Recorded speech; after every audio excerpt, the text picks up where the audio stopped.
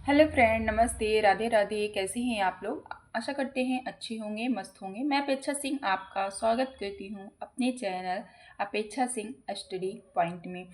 पिछले क्लास में हमने पढ़ा था अद्वैतवाद तक प्रश्न हमने किए थे। यहाँ तक हमने कर लिए थे। 24वां प्रश्न क्लास होंगी तब कराऊंगी। तो अब हम यहाँ से पढ़ेंगे निर्गुण भक्ति धारा से। तो अगर आप चैनल पे न्यू हैं तो प्लीज़ लाइक शेयर सब्सक्राइब कर लीजिएगा। बढ़ते हैं ज्ञान मार्गी संत काव्य।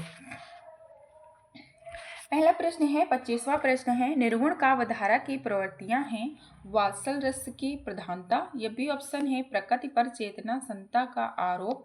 सी ऑप्शन है रूढ़ियों एवं ब्राह्मण मंडलों का विरोध या अस्त्रदाता की प्रशंसा। तो इसका राइट आंसर 25 का क्या हो जाएगा? इसका राइट आंसर हो जाएगा रूढ़ियों एवं ब्रह्मडंबरों का विरोध, मतलब सी ऑप्शन सही हो जाएगा। नेक्स्ट प्रश्न है कि इनमें से ज्ञानश्री शाखा के कवि नहीं हैं। तो कौन से ज्ञानश्री शाखा के कवि नहीं हैं? ए ऑप्शन है धर्मदास, बी ऑप्शन है अग्रदास और सी ऑप्शन है दादूदास और डी ऑप्शन है कबीर दास। तो इसका राइट आंसर क्या हो जाएगा? 26 का राइट आंसर हो जाएगा बी अग्रदास।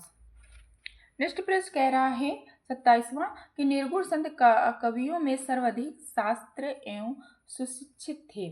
कौन था? रज्जव, यह बी ऑप्शन कह रहा है सूरदास, या सी ऑप्शन कह रहा है धर्मदास, या डी ऑप्शन कह रहा है दादू दयाल। तो इसका 27 का राइट आंसर क्या हो जाएगा? बी हो जाएगा सूरदास। बढ़ते हैं नेक्स्ट प्रश्न में। तो प्रश्न 28वां कह रहा है कि इनमें से कौन सा कथन सत्य है? ज्ञानश्री शाखा के कवि निराकार की उपासना करते हैं। बी ऑप्शन कह रहा है कबीर संत कवि हैं। सी ऑप्शन कह रहा है प्रभु जी तुम चंदन हम पानी रैदास की पंक्ति हैं। डी ऑप्शन कह रहा है संत तुलसीदास ज्ञानश्री शाखा के कवि हैं। तो 28वां का राइट आंसर क्या होगा? डी संत तुलसीदास ज्ञानश्री शाखा के कवि हैं। 29वां प्रश्न कह रहा है कि इनमें ज्ञानश्री शाखा के संत कवि नहीं हैं। ए कह रहा है मलुकदास, बी है धर्मदास, सी है रैदास, डी है परमानंद दास। तो 29वां का राइट आंसर क्या हो जाएगा? डी परमानंद दास। ज्ञानश्री शाखा के संत कवि कौन नहीं है? परमानंद दास। प्रश्न 23 है कि इनमें से कौन संत कवि नहीं है? कबीरदास, तुलसीदास, सूरदास, मलुकदास। तो इसका राइट आंसर हो जाएगा तुलसीदास, बी ऑप्शन सही हो जाएगा। प्रश्न कह रहा है कि संत कवि गुरु नानक देव का जन्म कहाँ हुआ था? ए अमृतसर में, या बी बलवाड़ी में, या सी नांदेड़ में, या डी ननकाना में। तो इसका राइट आंसर क्या हो जाएगा? इसका राइट आंसर बी हो जाएगा तलवड़ी में। प्रश्न नंबर 32वां है कि ज्ञान मार्गी शाखा के कवियों को किस नाम से पुकारा जाता है? ज्ञान मार्गी शाखा के कवियों को किस नाम से पुकारा जाता है? सिद्ध कवि से, या बी है नाथपंथी कवि से, या सी है भक्ति कवि से, या डी है संत कवि से। तो इसका राइट आंसर डी हो जाएगा संत कवि कह के पुकारा जाता है। किसको? ज्ञान मार्गी शाखा के कवियों को क्या कह के? संत कवि नाम से पुकारा जाता है। 23वां प्रश्न कह रहा है निर्गुण ज्ञान शाखा का दूसरा नाम क्या है? राम भक्ति शाखा, बी ऑप्शन कह रहा है कि कृष्ण भक्ति शाखा, सी है संत साहित्य, डी है सूफी साहित्य। तो 23वां का राइट आंसर सी हो जाएगा संत साहित्य। प्रश्न नंबर नेक्स्ट है कि संत काव्य नाम किसने किया है? संत नाम किसने दिया है? ए है आचार्य रामचंद्र शुक्ल ने, बी है राहु शंकराचार्य ने, सी है राम शुक्ल वर्मा ने, डी है आचार्य प्रसाद द्विवेदी ने। तो 24वां का राइट आंसर सी हो जाएगा राम कुमार वर्मा जी ने।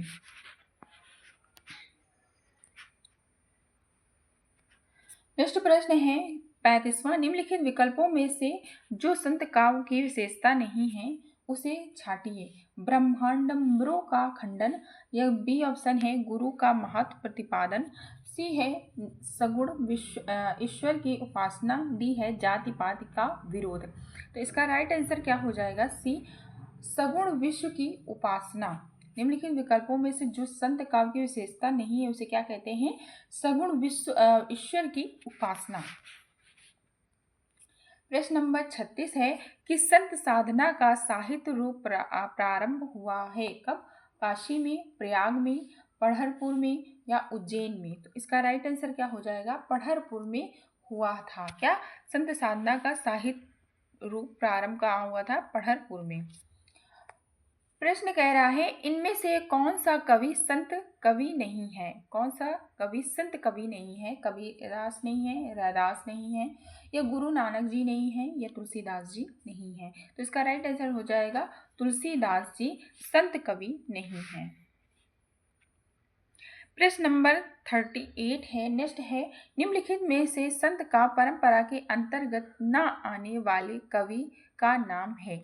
कबीरदास, दादू दयाल, या नानक, या नंददास? इसका राइट आंसर क्या हो जाएगा? 38 का राइट आंसर डी हो जाएगा, नंददास जी नहीं है। क्या है? निम्नलिखित संत का परंपरा के अंतर्गत न आने वाले कवि कौन है? न आने वाले कवि नंददास जी हैं। प्रश्न नंबर है कि साधु मकड़ी भाषा से आश्रय हैं जिसमें कटुक्तियों का प्रयोग हो, जिसमें अखंडपन का की झलक हो, इसी कह रहा है जिसमें अनेक प्रतियां भाषाओं बोलियों के शब्दों का मिश्रण हो, या डी है जिसमें साधु संतों के गुण बातों का संकेत हो? तो इसका राइट आंसर डी हो जाएगा, जिसमें साधु संतों के गुप्त बातों का संकेत हो। नेक्स्ट प्रश्न 40वां कह रहा है कबीर की वाणी का संग्रह बीचक कहलाता है जिसके कितने भाग हैं? 2 भाग हैं, 3 भाग हैं, 4 भाग हैं, या 5 भाग हैं? तो इसका राइट आंसर क्या है? 4 भाग, 3 भाग हैं, सॉरी कितने? 3 भाग हैं। बीजक के कितने भाग हैं? 3 भाग हैं।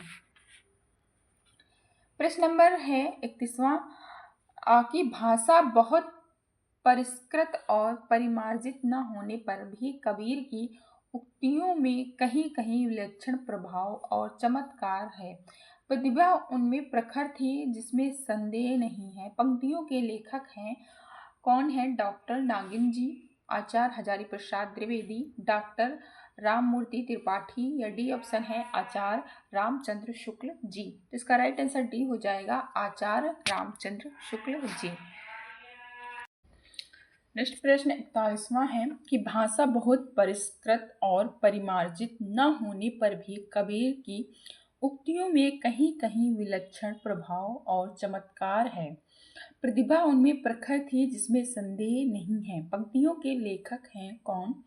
डॉक्टर नागिन जी, बी ऑप्शन है आचार्य हजारी प्रसाद द्विवेदी जी, सी ऑप्शन है डॉक्टर राममूर्ति त्रिपाठी जी, और डी ऑप्शन है आचार्य रामचंद्र शुक्ल जी।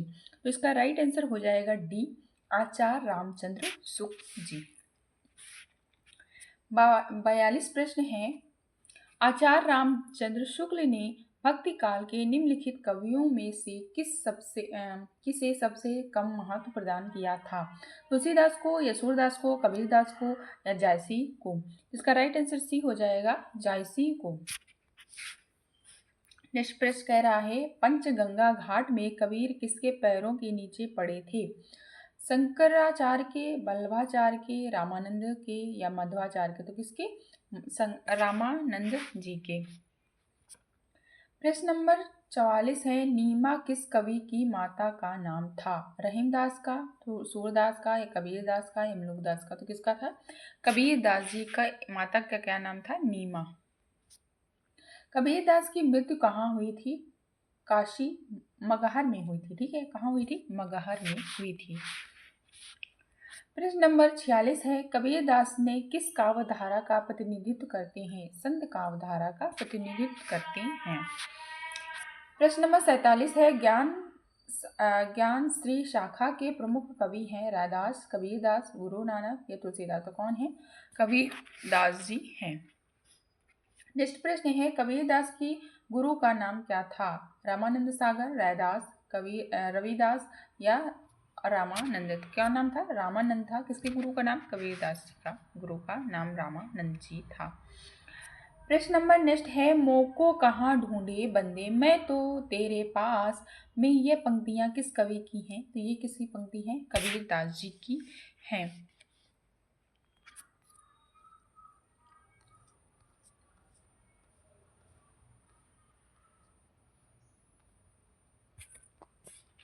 नेक्स्ट प्रश्न कह रहा है कि मासी कागज छियो नहीं, कलम गयो नहीं हाथ, किसके विषय में कहा गया है? किसके? कबीर दास के विषय में कहा गया है।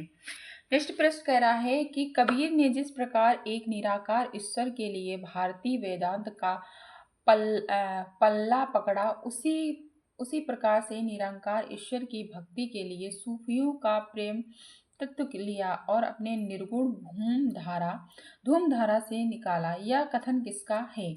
आचार्य हजारी प्रसाद द्विवेदी जी का, नवंबर सिंह का, या पुरुषोत्तम अग्रवाल का? ये डी ऑप्शन है आचार्य रामचंद्र शुक्ल का। तो इसका राइट आंसर डी हो जाएगा, आचार्य रामचंद्र शुक्ल जी। नेक्स्ट प्रश्न कह रहा है कि कबीर के बीजक पर रची हुई त्रिज्या टीका किसकी है? पूरन दास की, जगत जीवन दास की, भगवान दास की, या पलटू साहब की? तो इसका राइट आंसर क्या हो जाएगा? इसका राइट आंसर हो जाएगा ए, पूरन दास जी की। प्रश्न है कि कबीर दास किस सल्तनत के शासकों में किसका समकालीन थे? इल्तुतमिश का, बहलोल लोदी का, सिकंदर लोदी का, अलाउद्दीन खिलजी का? तो किसके शासक में ये थे? तो सिकंदर लोदी के शासक में थे। नेक्स्ट प्रश्न कह रहा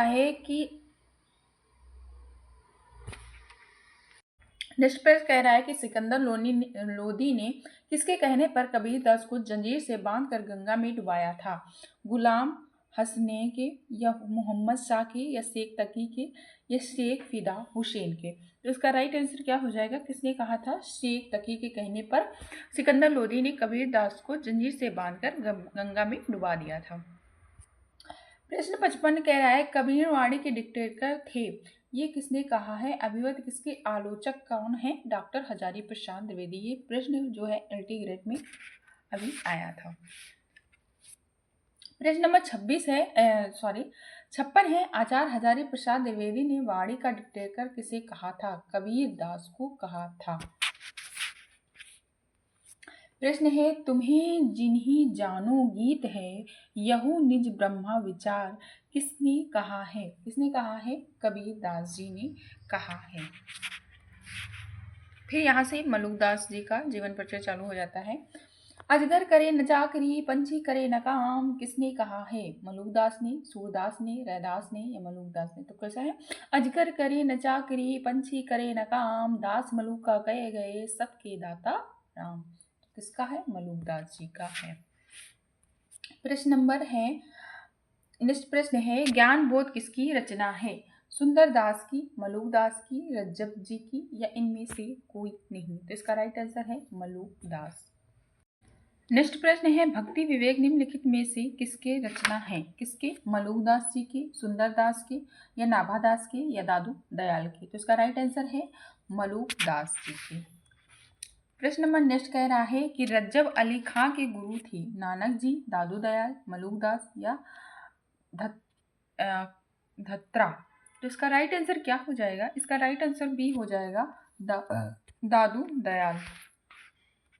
नेक्स्ट प्रश्न कह रहा है, अंग वधु की रचना कौन है? गरीब दास, या मिस्कीनंद दास, या मलुकदास, या दादू दयाल? तो इसका राइट आंसर हो जाएगा मलुकदास जी हैं।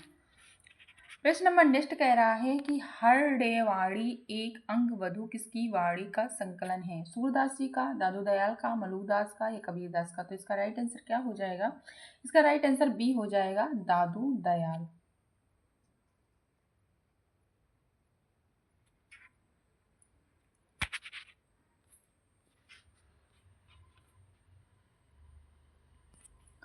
नेक्स्ट प्रश्न है, सूफी काव्य, यहाँ से शुरू हो जाएगा सूफी काव्य आपका। तो ये क्लास हम नेक्स्ट में पढ़ेंगे, सूफी काव्य हम नेक्स्ट में पढ़ेंगे, ठीक है। और अगर आप चैनल पे न्यू हैं तो प्लीज़ लाइक और शेयर कर देना। सूफी काव्य को हम नेक्स्ट क्लास में पढ़ेंगे। तब तक के लिए बाय बाय, टेक केयर, अपना और अपनों का ज़रूर ख्याल रखें। मिलते हैं नेक्स्ट क्लास में, बाय बाय।